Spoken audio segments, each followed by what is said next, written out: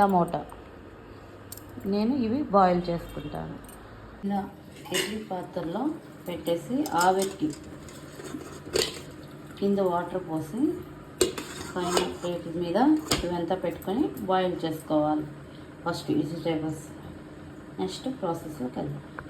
పైన వెజిటేబుల్స్ మీద కొంచెం లైట్గా సాల్ట్ చల్లుకోండి, ఎక్కువ వేసుకోకండి. నెక్స్ట్ వచ్చేసి మనం నానబెట్టుకున్న 10 బాదం మిక్సీ జార్లో వేసుకొని ఒక అరచిప్ప కొబ్బరి వేసి మిక్సీ పట్టేసి పాలు తీసుకుందాం. కొబ్బరి బాదం మిక్సీ పట్టాక ఇది వడకట్టేసుకోవాలి. పాలు మనం వడకట్టేసుకున్నామండి. ఈ 1 గ్లాసు పాలు. నెక్స్ట్ వచ్చేసి ధనియాలు 1 స్పూను, కొబ్బరి ఎండి కొబ్బరి ముక్కలండి, వాల్నట్స్ అండి 1 వాల్నట్, ఒక యాలక్కాయ, లవంగాలు 1, పట్ట 1 మొత్తం కలిపి ఫ్రై చేసుకోవాలి. అది ఫ్రై అయ్యాక పౌడర్ చేసేసుకున్నామండి మనము.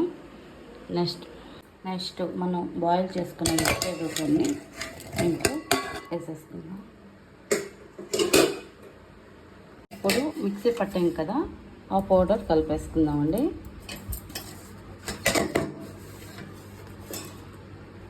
పౌడర్ వేసేసాక నెక్స్ట్ వచ్చేసి బాదం కొబ్బరి కలిపి పాలు చేసాము, ఆ పాలు దీంట్లో పోసేసి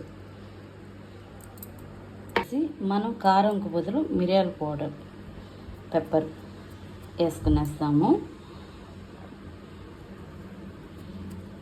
దీంట్లో కారం వాడకూడదండి. ఇప్పుడు మిక్స్ చేద్దాం.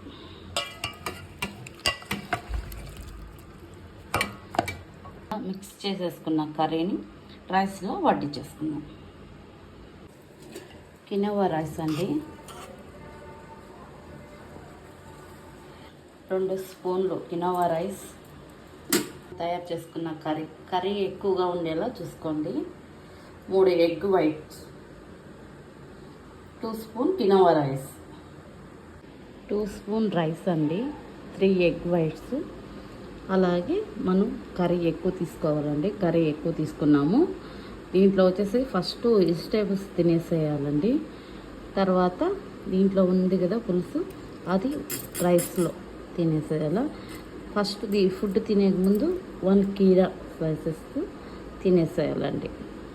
ఓకే అండి, ఈ వీడియో నచ్చితే లైక్ చేయండి, షేర్ చేయండి, సబ్స్క్రైబ్ చేయండి. మీరు వెనిలా స్పార్క్లో జాయిన్ అవ్వాలనుకుంటున్నారా? వెంటనే జాయిన్ అయిపోండి.